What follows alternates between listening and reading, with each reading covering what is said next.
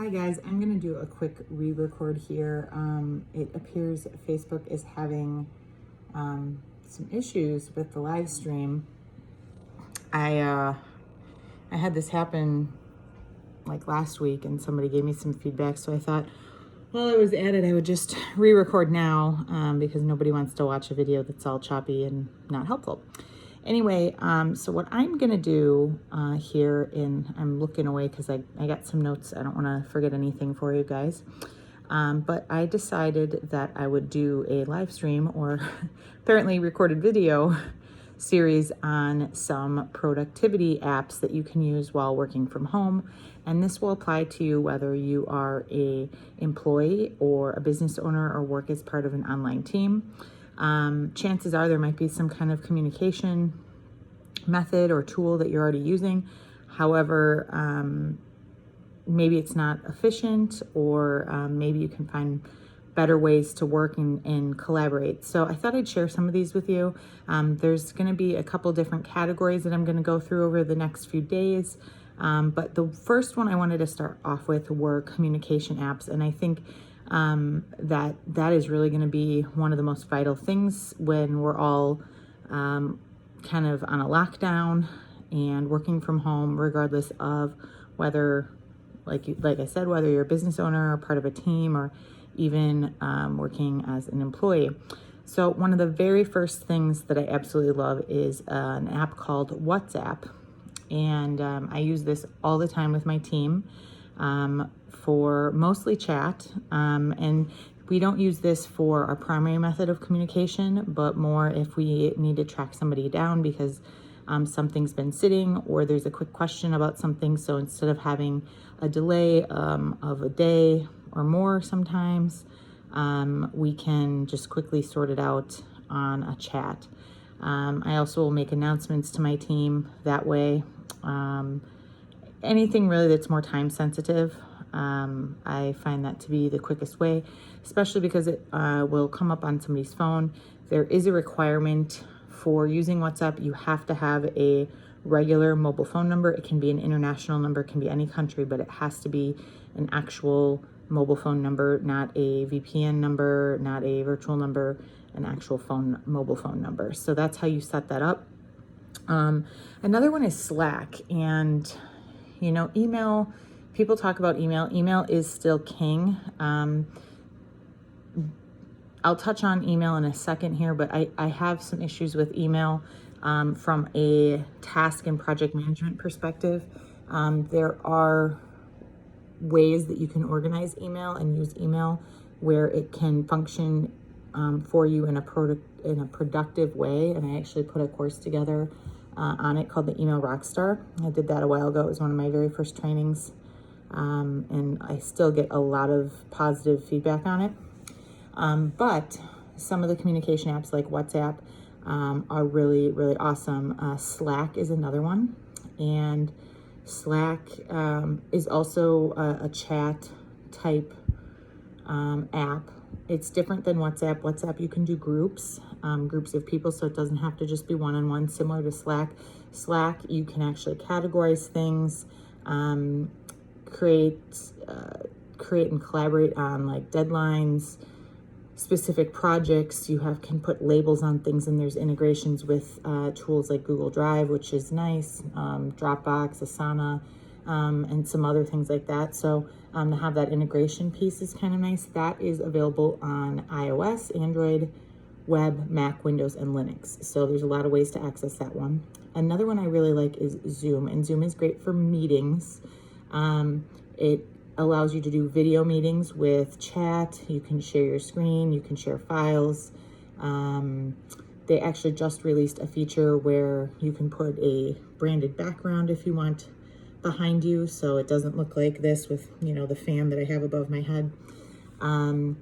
You can record the sessions, so if you want to come back to them later, you can. This is nice. I use this with my group calls for my students with replays, so that if you can't make a call, because we do have people on different time zones, I put it up in the members area and people can watch the replay if they want. They can watch it later or come back to it over and over. And that is available on iOS, so you can do it from your phone, Android, and also web. And then there is also Google Hangouts. I'm a huge fan of Google. I use the G Suite for a lot of aspects of my business, for collaboration and streamlining processes. However, Google Hangouts I see as more of a secondary thing. Oh, going back to Zoom, there is a free plan. So it's there are paid plans, but there is a free plan. So depending on how long you need the meeting to be and how many people you want to have in the collaboration or the chat, you know, the free plan may or may not work. But you also can turn off your video. I know some people are kind of fearful of video, but you can turn off your video too. So just because it's a video tool doesn't mean that you can't still have like an audio conference. So getting to Google Hangouts. Google Hangouts, it works through a Gmail account or a G Suite account. All you have to do is sign into your existing Google account, set up a meeting, share the link with whoever you want to talk to. And that's really great for, again, audio and video conferencing. It's easy to connect through your smartphone, a tablet, the web, all that kind of stuff. My only thing is I would caution you with some of the Google products. They're kind of like their main staples, like, you know, email and calendar and that kind of thing. Google Hangouts has been, from the things I've read, can kind of waver. So if you're looking for a long-term solution, I would be a little hesitant to use that. They did get rid of Google Plus or Google Circles recently, or they're maybe still planning to phase that out. I can't remember, but once they announced that, we stopped using that as a social media platform. So I would just say proceed with caution. If you need the videos or the Google Hangouts afterwards, download them and save them. But that is a tool, another option, and that is free. Then there's also some different email clients. One is called Spark. And something like Spark is really handy because you can take multiple email clients and kind of collaborate in one area for yourself. And this is more for you to streamline your communication than like you to, you know, a person-to-person type communication method like a Google Hangout or a Zoom or chat, that kind of thing. But Spark, you can bring in a Gmail account, a Yahoo account, an Outlook account, all into one platform, so you don't have to go into multiple emails and check things. You can prioritize email. You can set it up where you get minimal notifications, so you're not just constantly getting pinged. You can collaborate on emails privately with your team and leave comments, share drafts of potential email responses and feedback and replies, that kind of thing. That is available on iOS, Android, web, and Mac. Not for PCs, but you do have the iOS and the Android and the web version. So even if you're on a PC, you just wouldn't have that hard software installed. You just have to go through the web interface. There's also Outlook. Outlook, many employers and businesses prefer Outlook to Gmail. I think some of them are coming around on that, but Outlook is part of the Microsoft 365 suite, which is cloud-based. So I know that there's a lot of reasons that businesses might use that. There's integration with Word and Excel and PowerPoint, and the ability to schedule online meetings that way, which is, again, all part of the Microsoft 365 cloud-based platform. So there are some benefits to using Outlook. And then there is another one that I just drew a blank on, but I'll leave a comment with the name of it. Actually there's two. One I just forgot, that's newer, that's really great as well. And then there's one called Missive, Missive.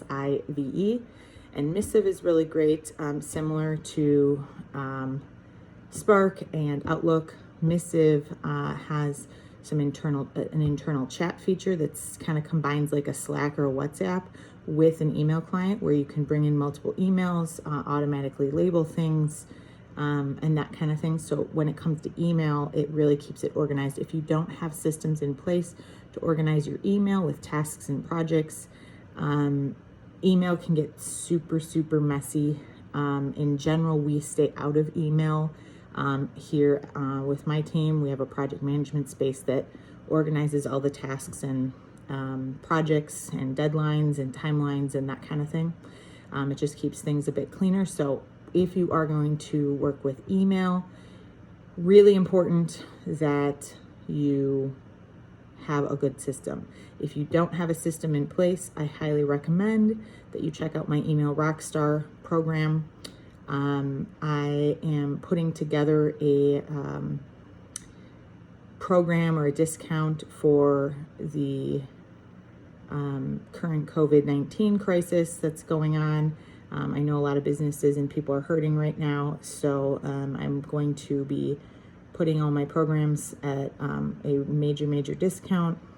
So if you are interested in the Email Rockstar, and it's during the time when I'm recording this, not in like 6 months or something like that. Well, hopefully the COVID's not going on for 6 more months, but we'll see.